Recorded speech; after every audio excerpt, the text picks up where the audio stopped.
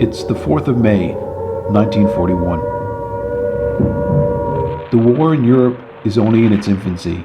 The Germans have their eyes fixed on Britain as the next domino to fall. This means every corner of its empire is a target, including Belfast. It's a cloudless, moonless night over the city, but the night is soon filled with the roar of 200 bombers on their way to destroy the valuable shipyards that lie at the mouth of the River Lagan. Glentoran FC and its ground, the Oval, are close to the shipyards. The Germans have mistakenly identified it as a large fuel depot, and its fate is sealed. The damage to the ground is total and complete. Everything is destroyed: stands, trophies, jerseys, everything. In fact, so total that it would take 8 years for the Oval to return. In World War II, Ireland is an island divided not just by borders. In the north, the war takes hold. In the south, the Irish government is vehemently neutral, at least publicly anyways. And once again, football must adapt and do what it does so well: survive to thrive.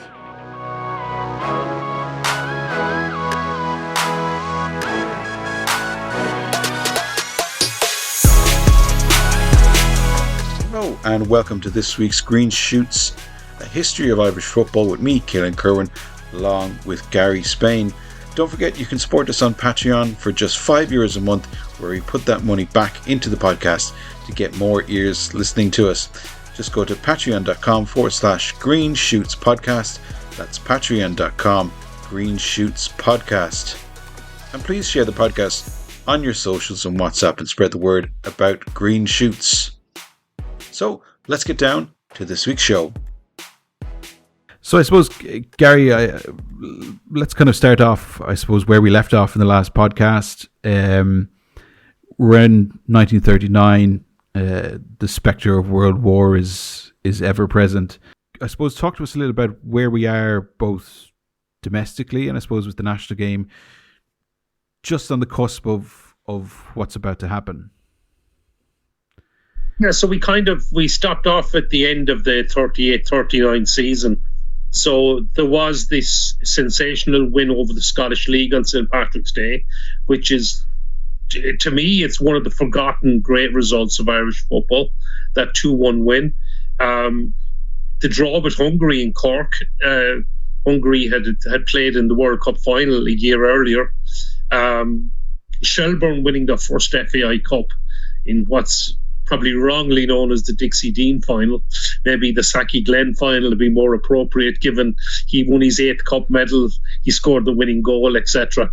And the national team finished rather embarrassingly, I suppose, off the pitch, but on the pitch with some very impressive results. The Continental Tour had become a thing for our national team at the end of the season. And they went to Budapest and drew with Hungary 2-2, and then went to Bremen and drew with Germany 1-1. Now, going to Germany in the summer of 1939 was probably not a very good move from a political point of view or whatever else. But that's where we ended up from the national team. And of course, because of World War II, we didn't get to play another game for 7 years. But apart from the national team, football did continue right through World War II in our league without too much of a change, really. I mean, we were neutral. The war broke out in September 1939. If you look at what happened across the water, football was suspended, etc. And, okay, they did have wartime leagues and war cups, but the League of Ireland continued as it was. The FAI Cup, etc., continued.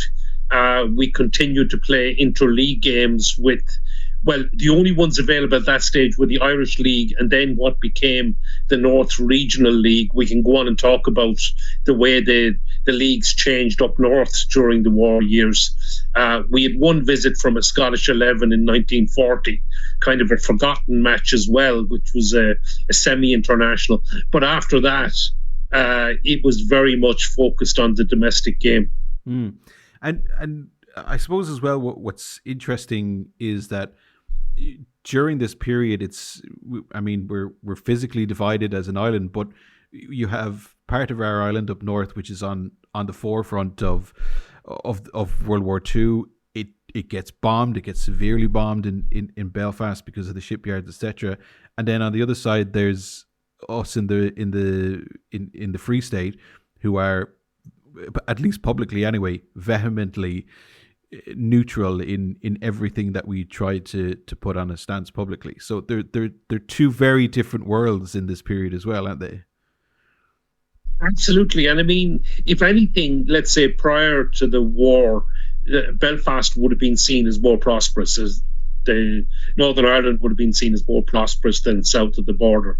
But because of World War II, because of rationing, even things like milk, butter, eggs were being rationed up north. These were, relatively speaking, freely available down south. We didn't suffer the same shortages.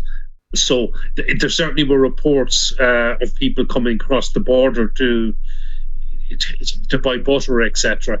That actually used to go the other way in subsequent years. The opposite way now. But to some extent, the South, what is now the Republic of Ireland, did escape pretty much unscathed. You mentioned the Belfast Blitz. I mean, there were actually a couple of bombings. I think it was a factory in Waterford bombed. Dublin, the North Strand was bombed at one point. And but relatively speaking, we escaped pretty much unscathed, given the horrors that were happening north of the border and obviously elsewhere in Europe. So I suppose, give us a snapshot then of, first of all, the League of Ireland down here. What's happening, and is there any kind of knock-on effects from, I suppose, do any players come down to play here? What happens to our players that are playing in England as well? Well, I mean, some of our players that were playing in England ended up going to war. The likes of, I think, Johnny Carey, etc. I'd have to check exactly who. The league here, there was always a bit of cross-border traffic. I suppose it was more attractive to come south. And there were certainly the likes of Dundalk would have had a lot of northern players at the time. The league pretty much continues. I mean, Shamrock Rovers had been champions in 1938 and in 1939. As we mentioned, Shelbourne had won the cup. St James's Gate won the title in 1940. That was I think it was their first title since they won the inaugural League of Ireland title. It was also their last League of Ireland title, by the way.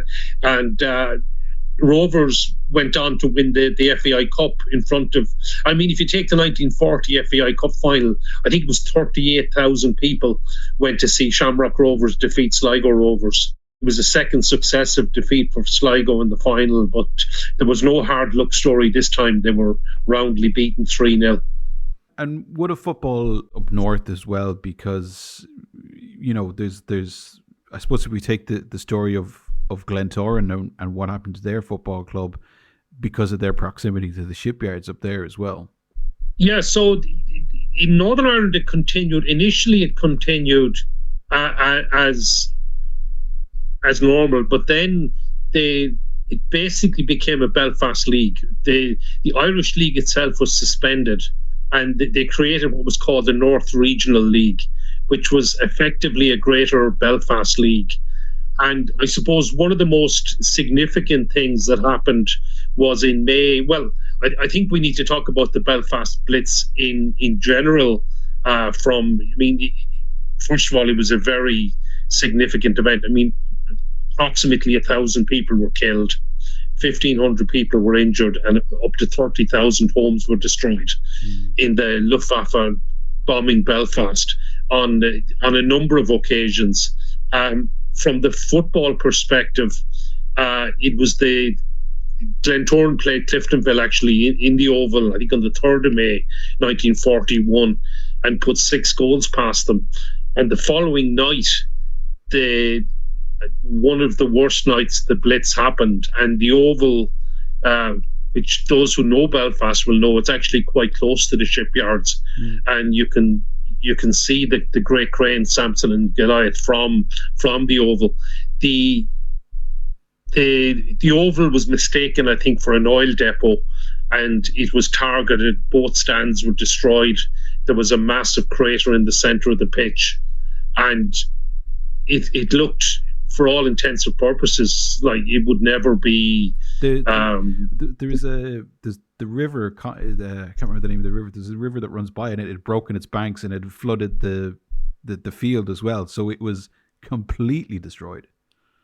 Yeah, and I mean, I think it's called the Conswater River, and they were able to pump the water out, but as soon as they pumped it out, it was coming back in again.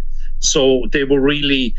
I know the late Malcolm Brodie described it as when he put his foot down, it just sank into the sludge or whatever it was on the pitch. So, and I mean, what actually happened in July 1941 is the board of Glentoran met, and there was a motion to withdraw from football. And in July 1941, that motion was only defeated on the casting vote of the chairman, Toby Mercer. And I mentioned Toby Mercer in the last podcast as well. He was an amazing man. He played for Ireland at the turn of the 20th century.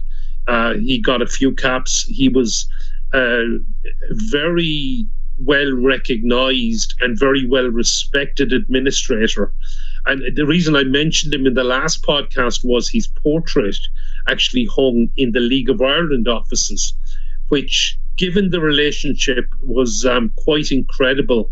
And it clearly seems that he was one of the men that built the bridge between the two associations in the 1930s and the 1940s.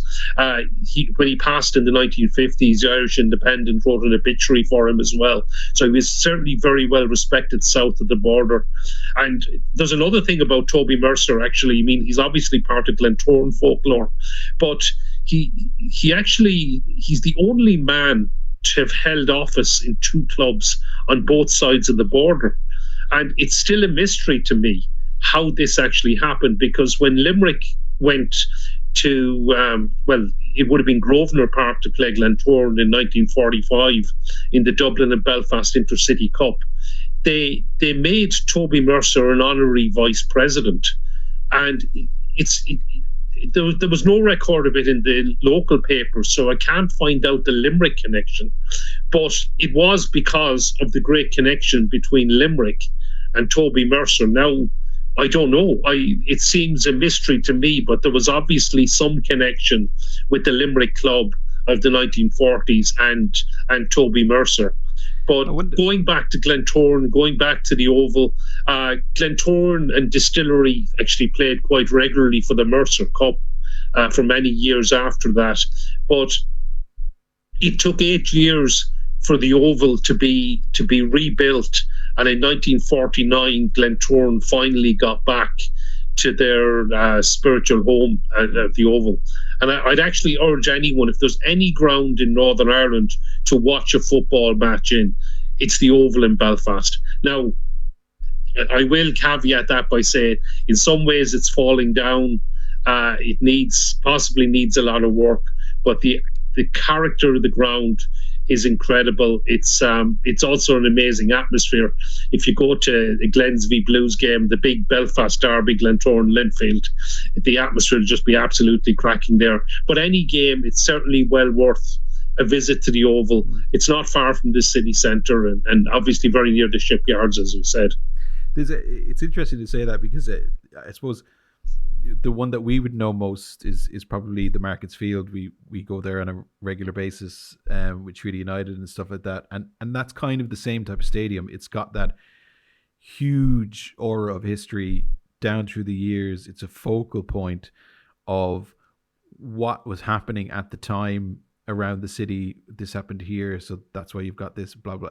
All these kind of different things, and I think sometimes, I know I'm kind of diverting away from our podcast at the moment. Sometimes clubs are a little bit too quick to, even big clubs like, Manchester United or Real Madrid a bit too quick to get rid of the old kind of stuff that made them real special in terms of if it being a dream place type of place, you know. And I suppose Glentower probably has that. It's that kind of it's myth and legend plus the atmosphere and etc. No, absolutely. I mean, it's still, I suppose, you can describe it as character, and you can describe it as falling down. I mean, if you take the example of the Windsor Park, or what the National Stadium, to give it its correct term now, in Belfast, I mean, it's totally different. It's one of these shiny new modern stadiums, but to be honest, if you go and watch Linfield in Windsor Park these days in front of a couple of thousand people, geez, I don't want to get into Linfield Glentoran argument, but the atmosphere, it's echoey. Is that what you're saying? It's echoey. Yeah, the atmosphere isn't great. You know, I mean, if you put 2,000 or 3,000 people in a stadium that holds 20,000, there's no atmosphere, to be frank. When Northern Ireland play there and it's full, it's absolutely rocking. That's fine. But for a general run-of-the-mill Irish League game, there isn't much atmosphere. You put 2,000 or 3,000 or 4,000 people into the Oval, and it's absolutely rocking. Don't want people attacking us on social media. We love you both just as equally. So getting back to where we are. So we've got an island that's in two different spaces in the world. Going back to something that you said there as well, in terms of why the change from the Irish Football Association to a Belfast-centric league. Was there a thought process behind that in terms of just geography, or why all of a sudden was there a change from not having a more geographical spread? I think with travel restrictions and with rationing and everything, it would have been pretty much impossible for clubs from outside the Belfast region to continue to play in the league. And even to some extent, it actually happened south of the border, because I mentioned Sligo Rovers having lost the 2 successive FAI Cup finals. They went out of football in 1940 and didn't return until 1948. And I think even in a neutral south, the travel costs and to get from Sligo to Dublin and Cork and Waterford, etc., would have been pretty significant. So there were implications south of the border, but in general, the League of Ireland did continue as it was.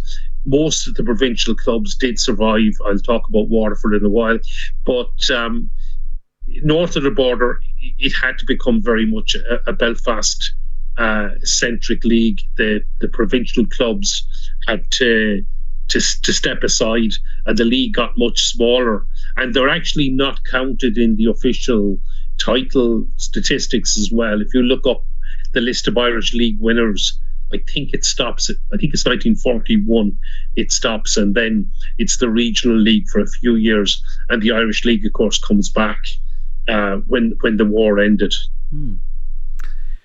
So give us an insight into the league, the League of Ireland, and what's happening at the moment. You mentioned Shamrock Rovers, etc. But who's, I suppose, as we go into 1940, 41, etc. Who's the movers and shakers in the League of Ireland? Well, Well, Shelburne might get angry with me at this one because they won a couple of leagues in the 40s, but it's all right. We're offending everybody on this podcast today. Absolutely. And I mean, the only one I'm going to praise are a team. The team I'm talking about didn't exist as we entered 1940, and they didn't exist as we left the 1940s. But that team was Cork United, and even though they didn't see in the decade or see out the decade, they were the huge team for the decade. They won 5 league titles in the 1940s. They won actually 5 of them in 6 seasons. They also won 2 FAI Cups, and they actually won a double as well. So the 39-40 season, it was Cork City actually represented, nothing to do with the current club. Cork City actually represented the Lee side. But mid-season 39-40, they actually went bust. And Cork United were formed in January 1940, played a friendly against Shelbourne, and were suddenly allowed to take over the Cork City fixtures and finish the season in mid-table. So 1940, St James's Gate won the league, Shamrock Rovers won the FAI Cup. The following year, it was very much a Munster-centric League of Ireland. Now, Waterford had finished second bottom of the season at 39-40. I won't mention who finished 9 points behind them. So we, in the following season, it was Cork United and Waterford battling it out for the title and for the FAI Cup.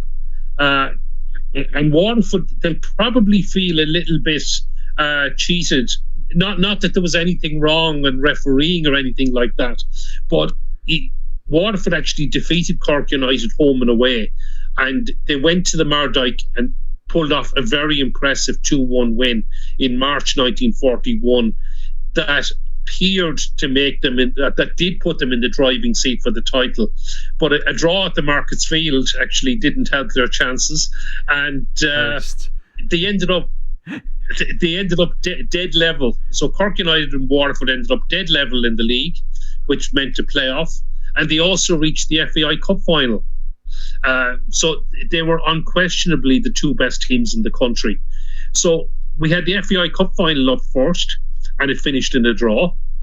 And it went to a replay, which Cork United managed to win. But it was still anyone's guess who was going to win the league playoff. And unfortunately, the league playoff never happened. So there was a dispute among the Waterford players over bonuses for winning the league. And they threatened not to play, and the directors, whatever the dispute, in the end, the game wasn't played, and Cork United had to be awarded the league title. And it actually resulted in Waterford also going out of football. So Waterford went out of football in 1941 and didn't return until 1945. Now, I probably... Can you just on something there. Did you explain to us the playoff situation? Was it level points? You went to a playoff? Is that how it worked, like a grand final? Yes, exactly. So it was level points. So there was no goal difference or goal average used to decide the title. And that actually remained in place right up into the 1980s, the early 1980s. So if two teams finished level in points, they played off for the title. And actually a very current one on that, if I jump ahead to 1971, because I think Bohemians are claiming, probably correctly, that the record League of Ireland attendance was for the 1971 title playoff between Cork Hibs and Shamrock Rovers, where 28,000 people packed into Dalymount Park. And Hibs won 3-1, by the way. So I think that's going to be broken this Sunday when Bohs play Rovers in the Aviva. But as I said, two teams finished level. There was goal difference. So, well, it would have been goal average in those days, which is a complicated way by dividing goals scored by goals conceded. Goal average used to decide the league placings, but not the title. So Cork United and Waterford had finished level. They had to play off for the title, and the dispute over bonuses meant that the playoff never happened. Waterford went out of football.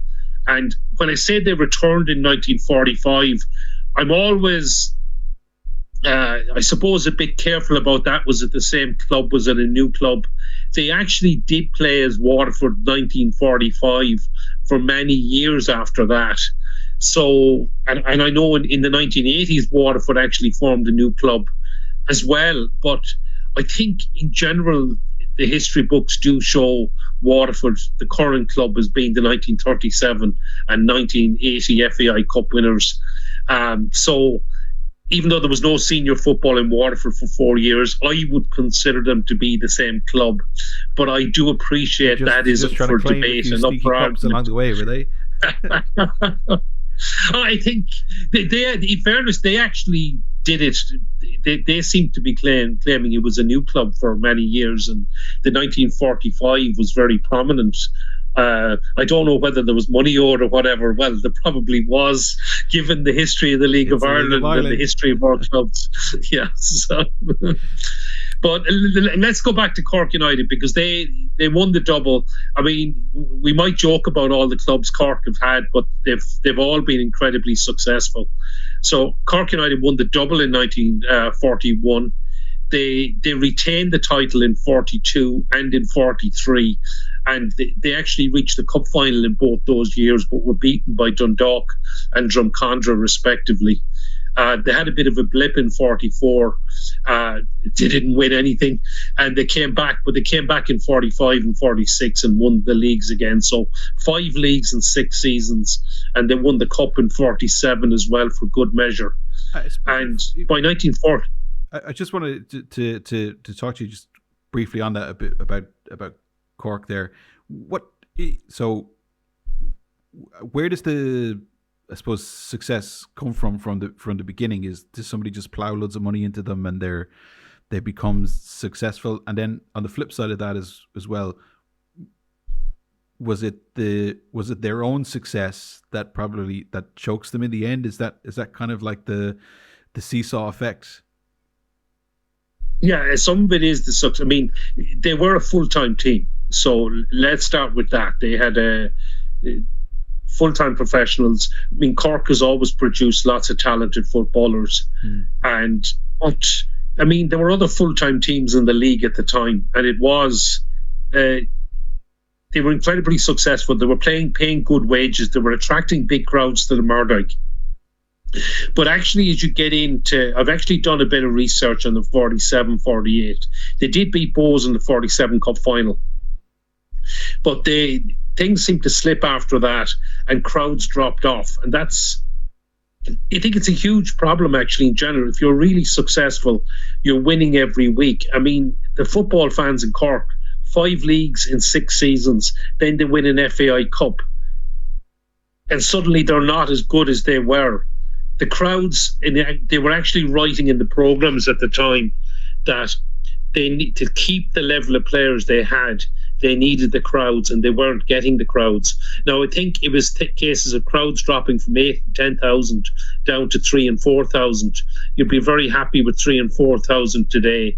But to sustain the full-time team in Cork, and they seemed to go out very quickly, because they actually started off the 1948-49 season, but by October, and it was actually in some of those programs I was reading, they were appealing for more fans to come.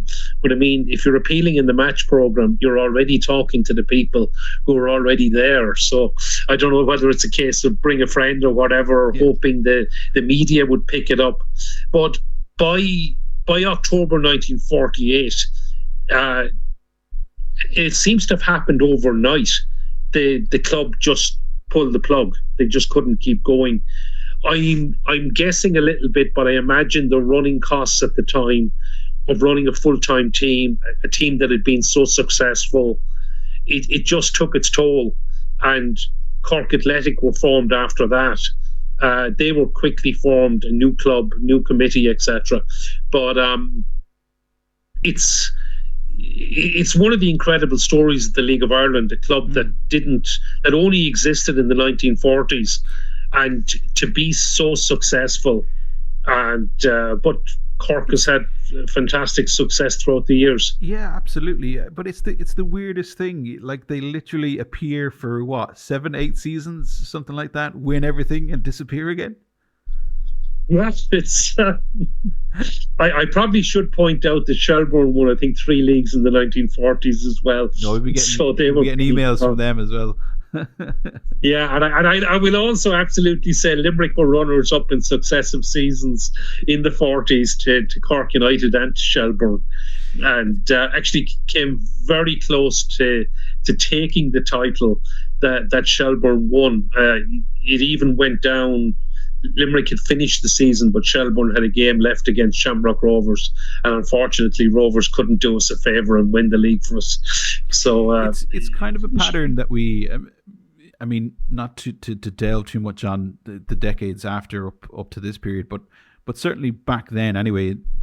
If we go back to some of the podcasts that we've talked about, the 40s, the 30s, the 20s, it seems as if you want to break the stranglehold of the Dublin clubs, the Bohemians, the Shelbournes, the Drumcondras, St. James's Gate, all of these Dublin clubs, this is what you needed to do, right? So we see at the likes of Sligo and stuff like that, you have to have full-time players. You've got to be able to prepare to be poured money into it, etc., etc. But we also see that the cost usually ends up being far greater than you can maintain. So you might get success in the short term, but the long-term effect of trying to compete with these big Dublin clubs usually leaves you in a much worse position later on down the road. Is that a fair assessment, or am I delving too much into that? No, I think it's fair comment. I mean, we can go on and talk. Obviously, it applies to Cork United. You can even go back and talk about the Sligo Rovers and the Waterford. Well, at this stage, when Cork United were winning leagues, neither of them were even in football in the 40s. And Sligo had won a league. Waterford had won an FAI Cup not long before that.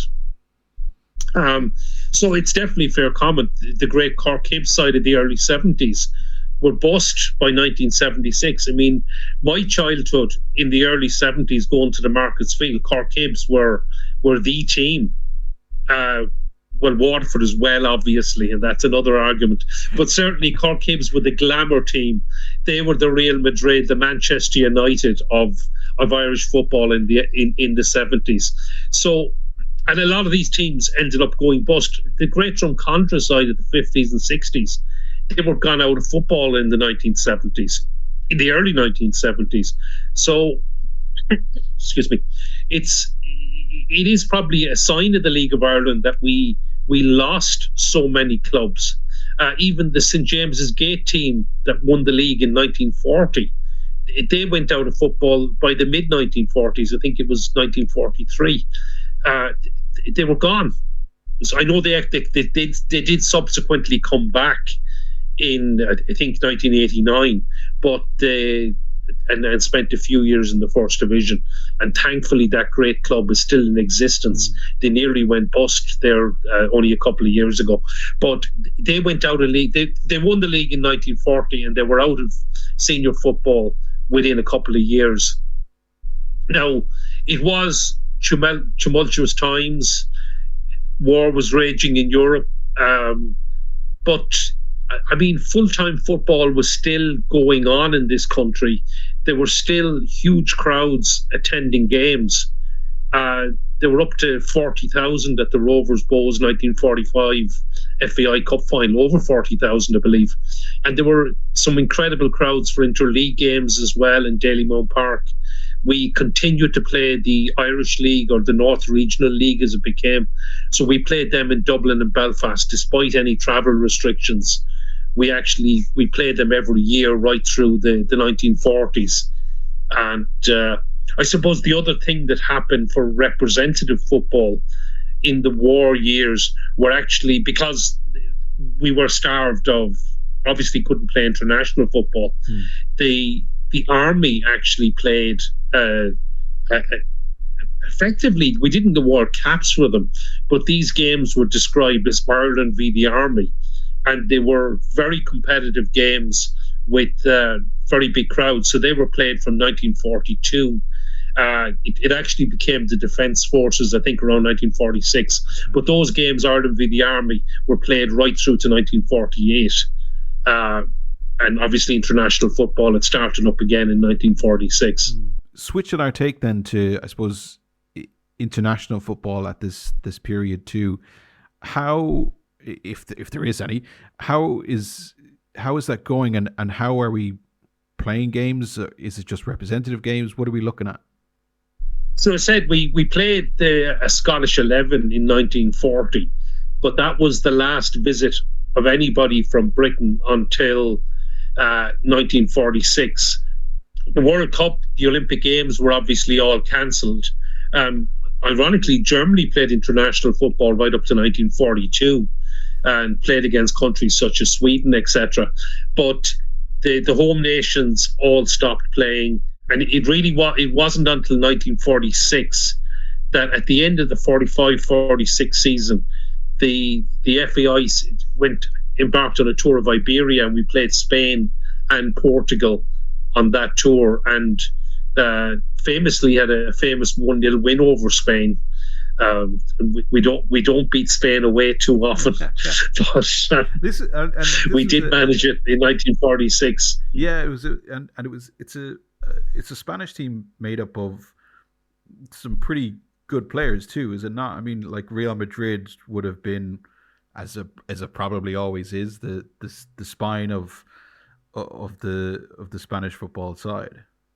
Yeah, I mean, Spain would have been pretty much always been a major footballing power, and we did actually play them a lot in the 40s. And when I say we don't win there very often, it's the only time we've gone to Spain. We went to Madrid and won. But 1946 was also another significant year for Irish football, because it's the first time. It's the first time. I was going to say it was the first time England came to town. That's not strictly true. Obviously, England came to Dublin on a couple of occasions to play Ireland, as it was when it was one country, one football association under the IFA. But the FAI managed to play England for the first time ever in September 1946. And what actually happened was, on Saturday, I think it was the 28th of September 1946, England were due in Belfast. They played in the home championship against Northern Ireland, as it is now, and they agreed to come to Dublin on the Monday and play at Dalymount Park as well. And in front of a massive crowd, England had a very lucky win with a late Tom Finney goal and the reports suggested a draw would have been a fair result. Now, that was quite an impressive result for the FAI, because they had actually absolutely battered the Northern Ireland on the Saturday. So it was a really impressive performance, if not in defeat. Yeah, another story on that. Sorry, just on that, I heard a quote from I can't remember the player who said it, but he said. It was an English player playing in the match, and he said when we scored, he said you could hear the hearts break in the crowd. There was just this stony silence, because he says that we got outplayed that day, and we probably shouldn't have won the game. Ireland were much the better team. Yeah, that tallies with the reports. Another story that I remember from my childhood in the 70s, it was a man called Mickey Ronan from Limerick. And as it was described to me, Mickey had a car in 1946 when nobody had a car. And in Limerick in those days, cars wouldn't have been that common. But on Thursday, the 26th of September, Mickey brought 3 men and himself in his car, and he set off for Belfast. And they stayed. And Limerick to Belfast would have been some drive in those days.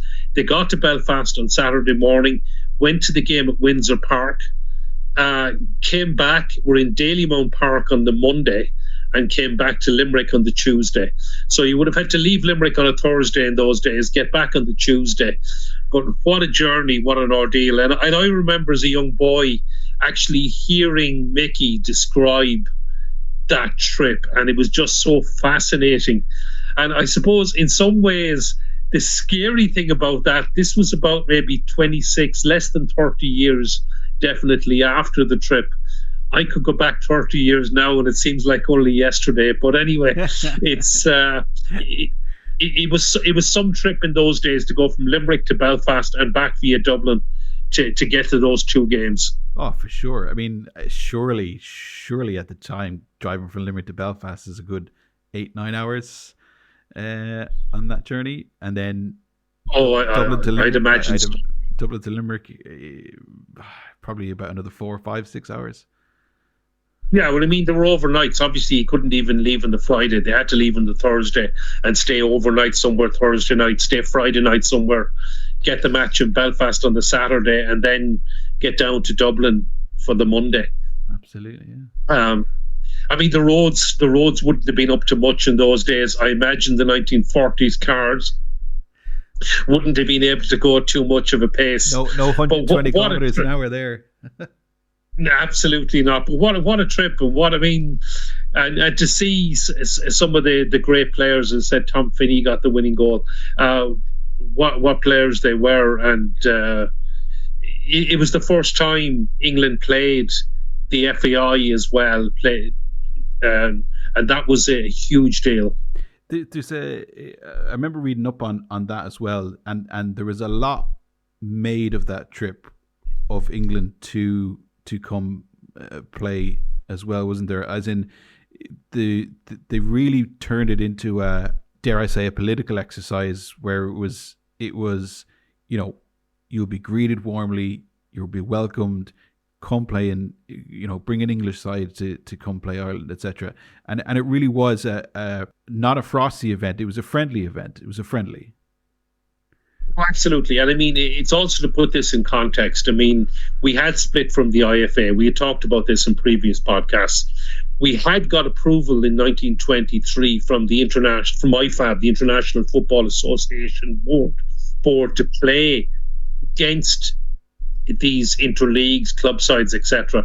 But this was actually the first international senior game against any of the home nations. So we played England and they came to Dublin in 1946. Scotland didn't come until 1961, and they had to come in 1961. It was a World Cup qualifier. Wales didn't come until 1960, and we didn't play Northern Ireland at senior level until 1978. And again, that was a European Championship qualifier. So for England to come and a friendly, it was significant. And obviously, England is the one, they still are. I mean, the one team you want to see from an Irish perspective. You want to see us play England.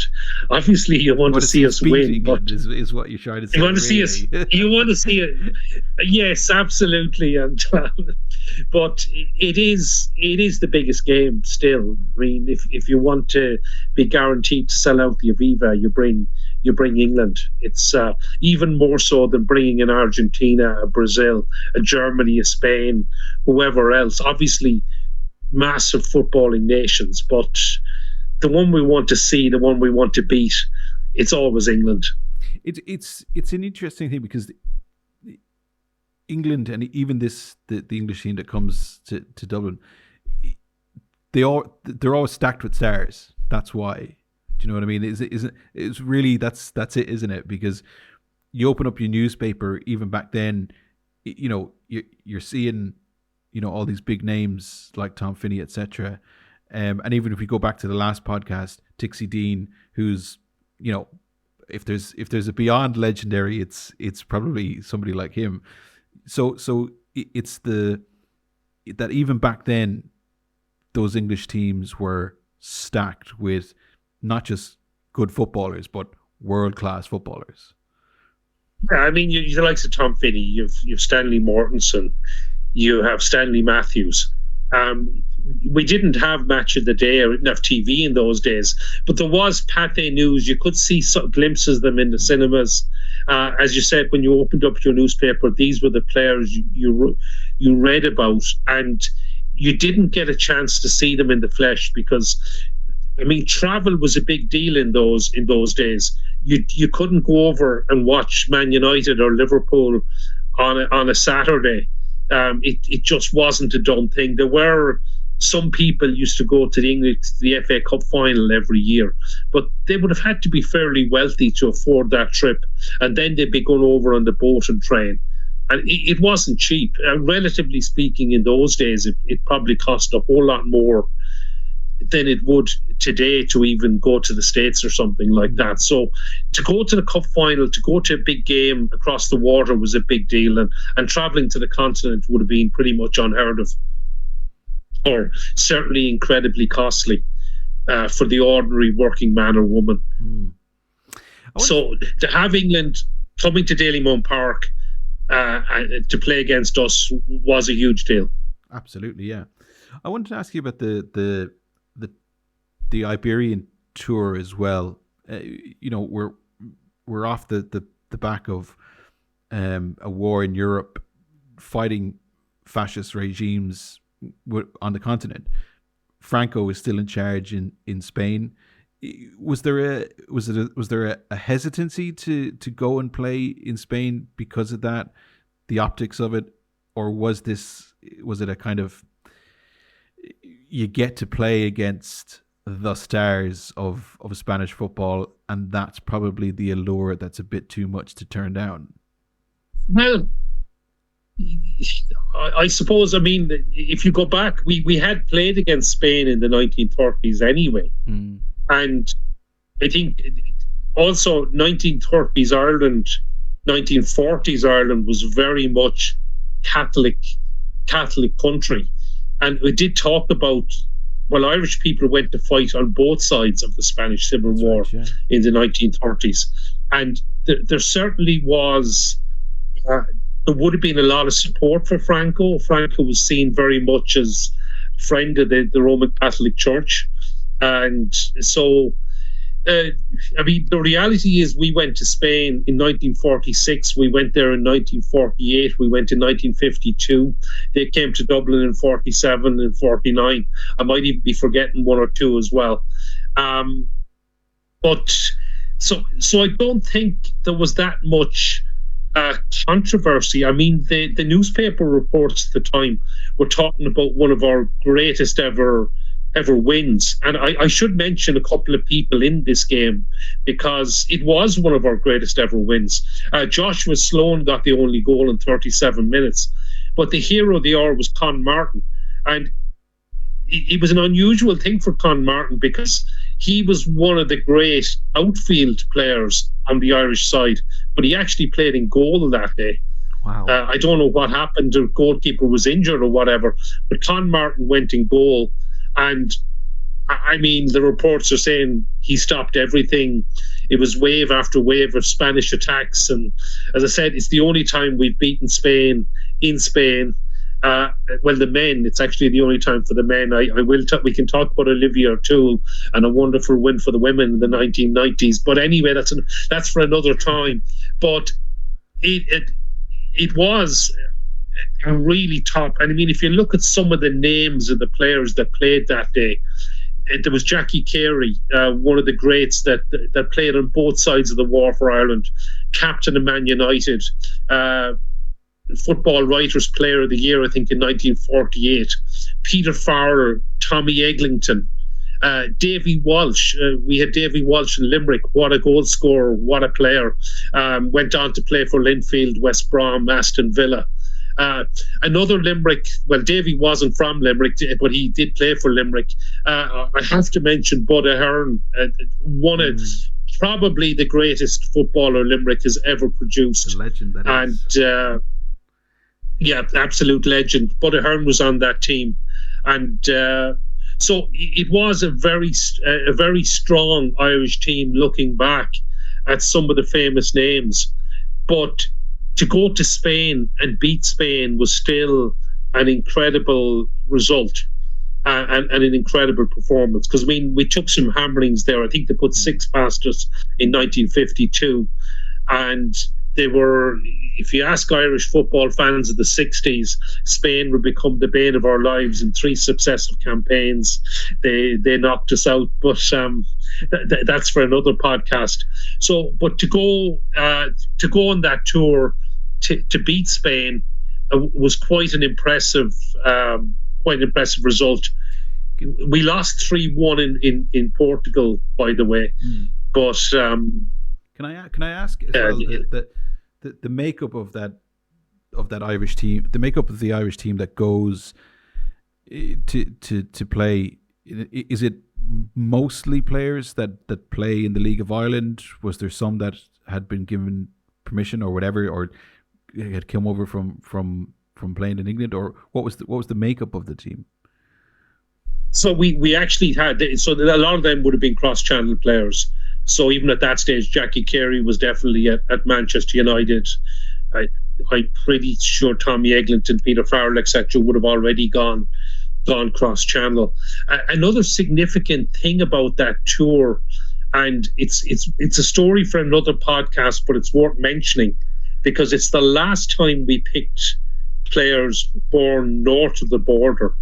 So the dispute with the IFA over picking each other's players is definitely a podcast on its own. But for a period, we actually picked northern-born players. So the likes of Jackie Vernon and Jimmy McAlinden who were, well, famous names with Belfast Celtic, but also Sons of Belfast, were actually picked on that tour.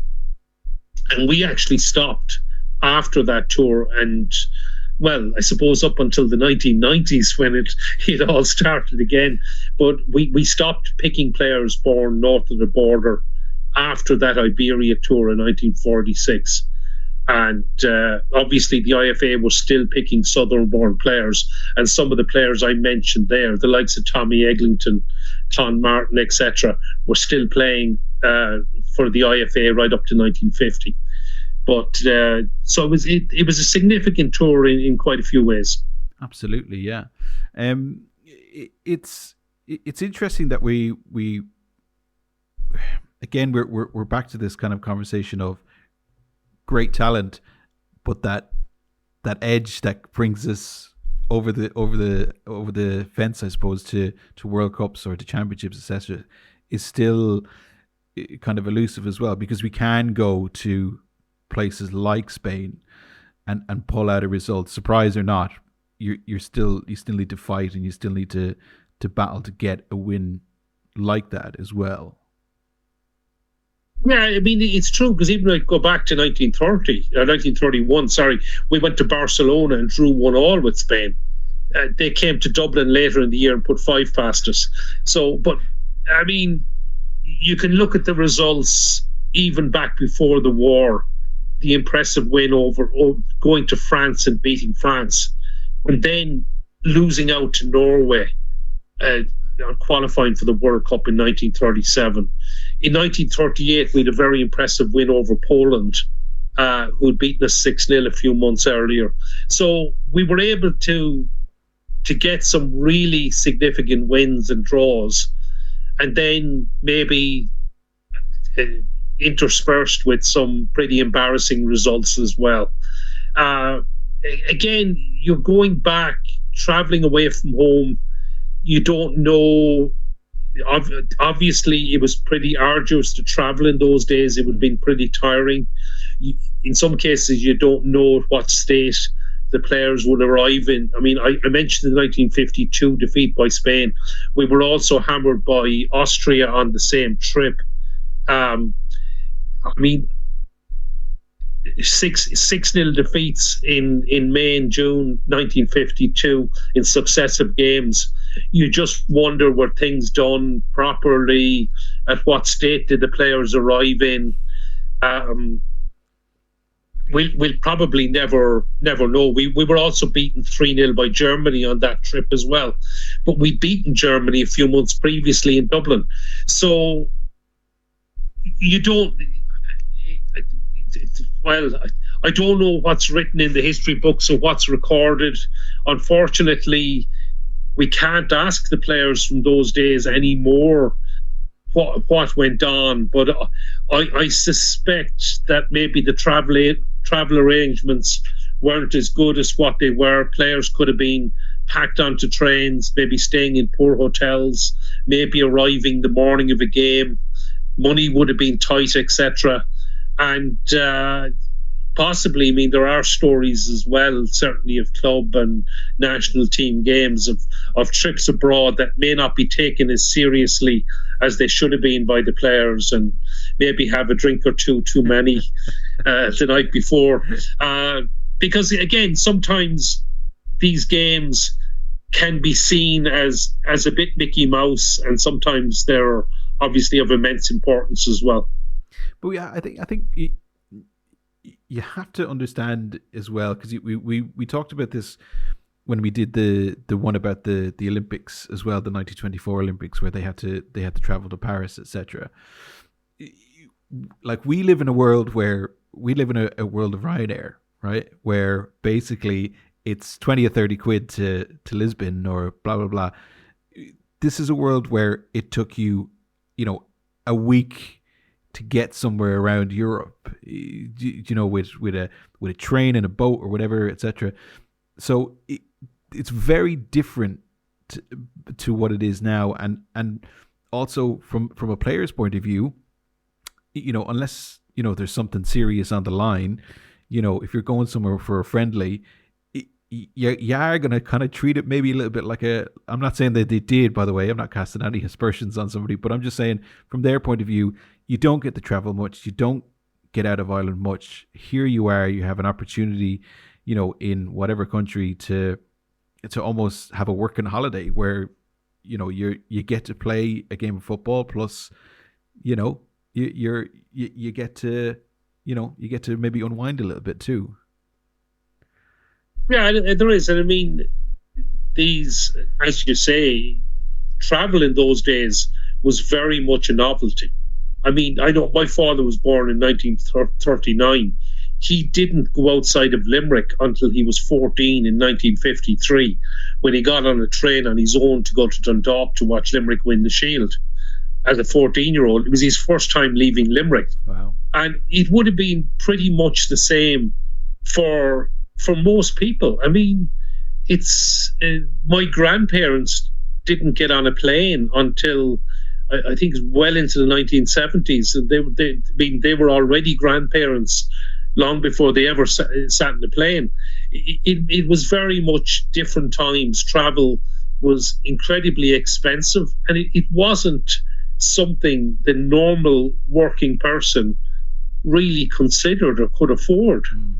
That they were more concerned with putting bread on the table than the cheap Ryanair flight to Lisbon, as you say.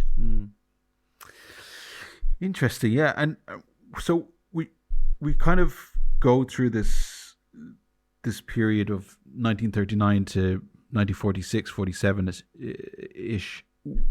Where are we in terms of, I suppose, if we go to League of Ireland first, where are we in terms of the health of the league domestically? We've talked about a couple of teams that kind of, like Cork, they appear and then they disappear, etc. So is the league in a good place at this time? Yeah, so I think the league comes out of the war period in a good place, with crowds are certainly up. And I mean, after World War II in England, there was a significant crowd boost, and people were just desperate for normality and for football, live football. We had a boost certainly here in 45, 46, 47.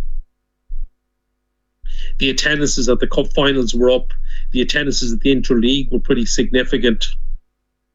International football came back in 1946. And so that was great. The teams were able to come back to Dublin again. As I said, we played England in 1946. We were back playing regular international football after that.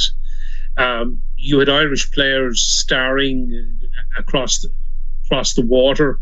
The likes of Jackie Carey, etc., became Football of the Year in 1948. I think Irish football domestically and internationally was in good shape. Shelbourne had probably just taken over the mantle from Cork United, who had they'd won the league the last time in 46. They won the cup in 47, but they were on the way down. And we can go on and talk about the late 40s and the 50s again, because football, it was a good time for Irish football. Crowds were significant. There weren't a lot of other attractions, which is probably important to say. You could go to the cinema and you could watch movies, which was obviously huge. As I said, you had Pathé News in those cinemas as well. So you could see a few minutes of football. So you might see a big game from England, an FA Cup final or something like that, or an English international. Some of our games are available in Pathé News as well. I'd highly recommend just Googling some of them. The footage is really fascinating to watch. But in general, football was a live sport. You didn't have television in those days. You could listen to games on the radio, okay, but as far as people were concerned in Dublin, football was something that happened at Dalymount Park or at Tolka Park or Shelbourne Park. You went and watched your local team. It was a live game, and the crowds were going in the thousands, and certainly far higher crowds than we're used to seeing today. Can I just ask as well, because we started off the show with kind of looking a little bit at Northern Ireland football, because of the war, etc. Do you know, I suppose, what happens post 1949 to Northern Ireland football? Because we kind of talked about, they had to change the league, it becomes more Belfast centric, etc. What happens afterwards? Does it kind of go back to the way it was before?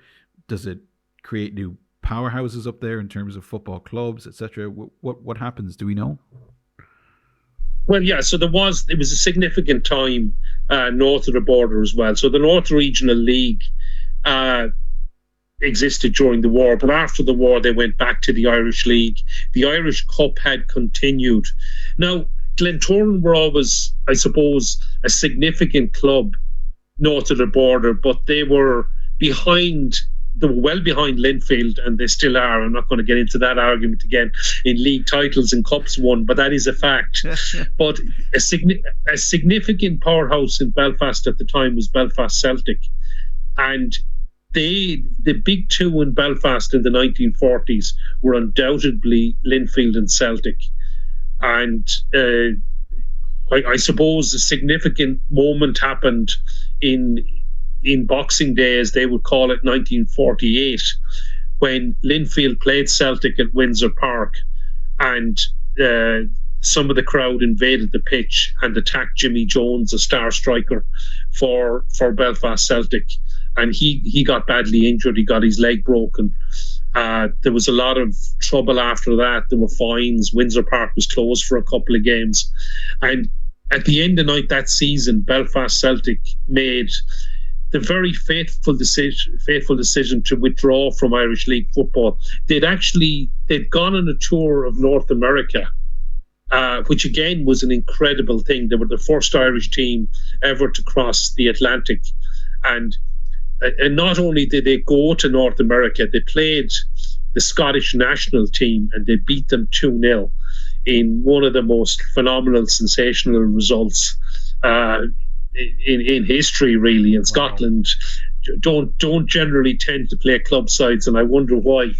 But the sad thing is they went out of football after that, and it was really Glentoran came to prominence much more after that, and it became Linfield and Glentoran who are the big two today in Irish League football.